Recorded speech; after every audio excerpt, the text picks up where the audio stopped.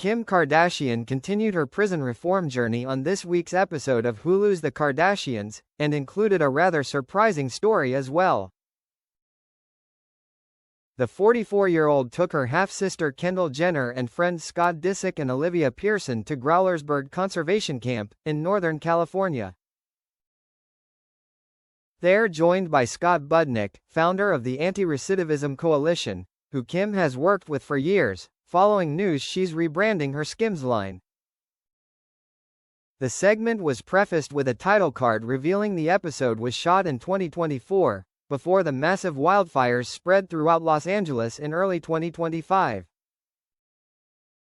Kim, Kendall, Scott and Olivia met several of the inmates at the camp, one of whom asked how she got into prison reform in the first place.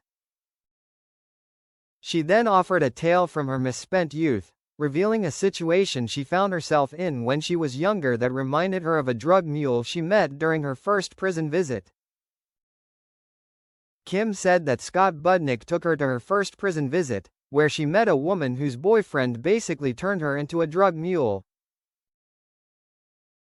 "I sat in a room like this and this one girl said, my boyfriend had me go get drugs or pick something up at this apartment and I didn't know some S*T was going to go down and someone died," Kim began.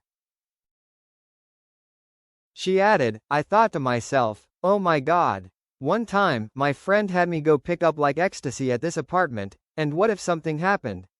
I literally thought that," Kim said, as Kendall started to laugh. Kendall told Olivia, "She's so Elle Woods right now," referring to Reese Witherspoon's beloved character in Legally Blonde, as Kim continued, "I don't want to name names. I am getting myself in trouble here," as Kendall kept laughing. Kendall admitted in confession, "The reason I lost it is because I saw the officer basically facepalm. It was so Legally Blonde or something." Kim admitted if something would have happened, she could have called her father, but these people didn't have anything like that. "I really just thought to myself, this is so crazy. These people need help. The more I got into it, the more I heard stories. It gets so overwhelming because every part of the system is so ****ed up," as Scott Budnick added, except for fire camp. Kim admitted that her passion for prison reform probably started with her father Robert, and all the giving back he did. "My dad resonates through all of that, and I always feel his energy, every time I do something like this," Kim said in confession. Budnick explains to everyone that since forever they have had fire camps within the prison system, where inmates can suit up and fight fires once they progress with good behavior within the prison system. You can actually spend the last 2 to 3 years of incarceration in a fire camp in the woods with no fence, going out every day with CAL FIRE and battling the biggest fires that are destroying entire communities, Scott adds. He continues that they created this youth defender fire camp that allows offenders of violent crimes but have proved they have reformed, a chance for a new life. Kim explains that they're all under the age of 26, and their successful completion of this program completely eliminates the felonies from their record, and they could immediately get a job as a firefighter upon their release as well. Kendall was stunned that there were no walls whatsoever as they were taken down to meet one of the fire crews.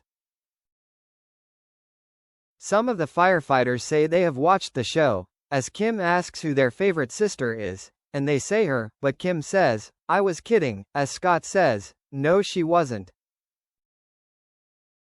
One of the firefighters named Kimbo says they're doing some of the hardest work imaginable, as he realized, "If I could do this, I could do anything." He added that he was glad Kim brought the spotlight on the camp, as Kendall praised them as well, as Kim insisted on getting a selfie before they got back to work.